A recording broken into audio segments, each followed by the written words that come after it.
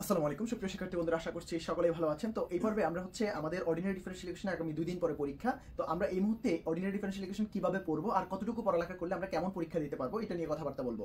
So ordinary differential equation হচ্ছে basically আপনার second ইয়ারের সবচেয়ে নিয়ম বেসড। আসলে আমাদের অনার্স 4টা ইয়ারের মধ্যে সবচেয়ে নিয়ম যদি চিন্তা করেন তাহলে আপনার সেকেন্ড ইয়ারের কোর্সগুলোতে নিয়ম বেশি, অর্থাৎ ফোর্টেন প্রোগ্রামিং আছে, এদিকে অর্ডিনারি আছে। এই দুটা কোর্স হচ্ছে আপনার একবারে বেসিক বেসড, অর্থাৎ আপনার নিয়ম যদি ফোকাস করতে পারেন তাহলে আপনি এই দুটা কোর্সে ভালো করার চান্স আছে।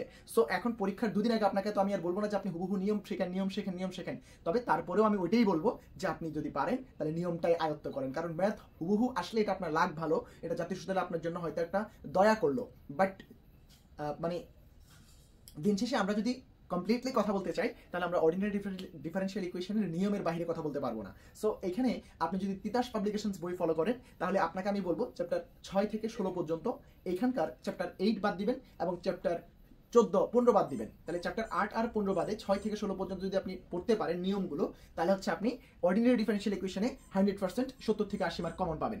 সো এবার আসেন আমরা এখানে তার আগে কিছু কোশ্চেন রাখবো এবং পরবর্তীতে ওই 6 থেকে শুরু করে তিতাসের ক্ষেত্রে 6 থেকে শুরু করে 16 পর্যন্ত ওই চ্যাপ্টারগুলোকে আমরা বেশি ফোকাস করবো, সেই রকমের একটা সাজেশন আমি আপনাদেরকে এখানে দিচ্ছি, সেটা একটু দেখে নিন এক নজরে।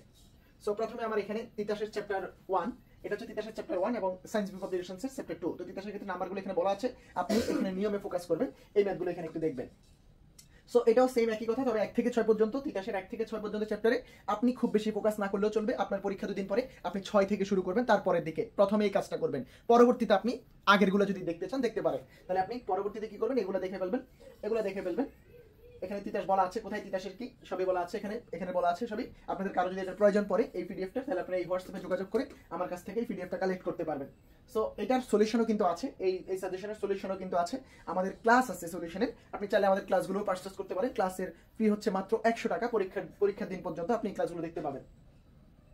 সো এরপরে দেখেন বার্নৌলির ইকুয়েশন, এটা খুবই গুরুত্বপূর্ণ, পরীক্ষা আসার মতো, এটা অত্যন্ত গুরুত্বপূর্ণ, এটা আসবে ইনশাআল্লাহ। সো এটা হচ্ছে তিতাসের চ্যাপ্টার 2F। সো এই যে এই আগের দিকে কিছু জিনিস আছে খুবই গুরুত্বপূর্ণ আসার মতোই, সো এই জিনিসগুলো আপনি কোনোভাবে এড়িয়ে যাবেন না, এটা মাস্ট বি আসার চান্স অনেক বেশি। সো এগুলো আপনি যদি চান আগে পড়বেন, পড়তে চান পড়েন, সমস্যা নেই, বাট আপনার পরীক্ষা তো হচ্ছে 2 দিন পরে, তাহলে আপনি হচ্ছে গ বিভাগটাকে বেশি ফোকাস করতে হবে। তো গ বিভাগের জন্য আমার 6 থেকে তিতাসের চ্যাপ্টার 6 থেকে শুরু করে পরবর্তী চ্যাপ্টারগুলো, যে এটা হচ্ছে আমার চ্যাপ্টার 3F। সো এরপরে এটা হচ্ছে চ্যাপ্টার 3G, এগুলোতে আপনি গ বিভাগ খুব একটা খুঁজে পাবেন না, আপনি গ বিভাগ খুঁজে পাবেন হচ্ছে চ্যাপ্টার 6 থেকে।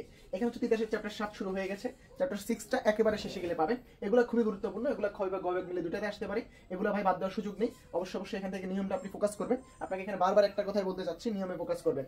সো তার পরবর্তীতে আপনি যেটা দেখতে পাচ্ছেন সেটা হচ্ছে আপনার তিতাসের এটা হচ্ছে 8C, এটা হচ্ছে সায়েন্স ভিউ পাবলিকেশনস, বাট তিতাসের হচ্ছে এগুলা, এটার নাম কি, এটা হচ্ছে আমার এটা সমাধান করতে বলতে চ্যাপ্টার 10 বা 11তে আছে, এগুলো চ্যাপ্টার 11তে আছে, তিতাসের চ্যাপ্টার 11তে আছে এগুলো। সো আপনি তিতাসের চ্যাপ্টার 11তে এগুলো পেয়ে যাবেন। এগুলো হচ্ছে সায়েন্স ভিউতে চ্যাপ্টার 8 এবং চ্যাপ্টার 9, এগুলো তিতাসের 12তে মেবি পাবেন বা 8, 9 মানে 6 থেকে 16-র মধ্যে পাবেন এগুলো আর কি। তো পরামিতি পরিবর্তন পদ্ধতি, এটা তিতাসের 14 নম্বর চ্যাপ্টার আপনি এগুলো পেয়ে যাবেন, 13 বা 14 নম্বর। তারপর আপনার অনিয়মিত সহগ হচ্ছে 14 নম্বর, আর পরামিতি হচ্ছে 13 নম্বর চ্যাপ্টার, আর এর আগেরগুলো হচ্ছে 12 এবং 11 নম্বর চ্যাপ্টারের। সো তারপর আপনি দেখেন এটা হচ্ছে তিতাসের চ্যাপ্টার 6, সেটা হচ্ছে সায়েন্স ভিউ পাবলিকেশনসের চ্যাপ্টার 12। সো এগুলো একটু মাথায় রাখতে হবে। এবং এর পরবর্তীতে যেটা আছে এটা হচ্ছে চ্যাপ্টার 16 তিতাসের। সো তিতাসের ক্ষেত্রে আপনি এই প্রবলেমটা অত্যন্ত গুরুত্ব সহকারে দেখবেন। এছাড়াও আপনি বেসেল ফাংশন আমাদের অন্তরক সমীকরণের মধ্যে বেসেলের যে সমীকরণটা আছে সেই সমীকরণটা আপনার জন্য খুবই গুরুত্বপূর্ণ। এছাড়াও আরো 2টা অঙ্ক গুরুত্বপূর্ণ আছে, এই যে এটা হচ্ছে আমার বেসেলের সমীকরণ, এই যে বেসেলের সমীকরণ, এইটার ধারাই সমাধান, এটা আসার চান্স অনেক বেশি, এটাও গুরুত্বপূর্ণ। এখন ঘটনা হচ্ছে এখানে আমরা আরো একটা প্রবলেম অ্যাড করব, সেটা হচ্ছে চ্যাপ্টার তিতাসের ক্ষেত্রে, এটা হচ্ছে তিতাসের ক্ষেত্রে চ্যাপ্টার 16B এর উদাহরণ 5, 16B এর উদাহরণ 5, তিতাসের ক্ষেত্রে 16B এর উদাহরণ 5টা খুবই গুরুত্বপূর্ণ। তিতাসের ক্ষেত্রে 16B এর উদাহরণ 5টা আপনারা অবশ্যই করে যাবেন। আর 16A-তে আমরা আরো একটা ম্যাথ যদি এখানে অ্যাড করতে চাই, সেটা হচ্ছে 16-এর 1-এর যে 10 নাম্বার, যেটা হচ্ছে আমাদের বেসেলের সমীকরণ, প্রথম ক্রমে প্রবিনিয়াস পদ্ধতিতে n ক্রমের বেসেল সমীকরণ x², এই যে এটা হচ্ছে বেসেলের সমীকরণ, এটা হচ্ছে তিতাসের চ্যাপ্টার 16A, তিতাসের চ্যাপ্টার 16A-তে, এটা হচ্ছে তিতাসের চ্যাপ্টার 16A-তে আছে, এটা 16A-তে আছে কোনটা, এই যে এইটা 16A-এর 10 নাম্বার। আর আমরা আরেকটা যেটার কথা বললাম সেটা হচ্ছে আমাদের 16B এর 5 নাম্বার উদাহরণ, তিতাসের 16B এর 5 নাম্বার প্রবলেমটা। এটা হচ্ছে গিয়ে এরকমের যে আপনাকে বলছে x² minus x y dash plus x square plus 1 into y equals to 0, এটার ধারায় সমাধান করো। এই প্রবলেমটা পরীক্ষা আসার চান্স মোটামুটি 100%।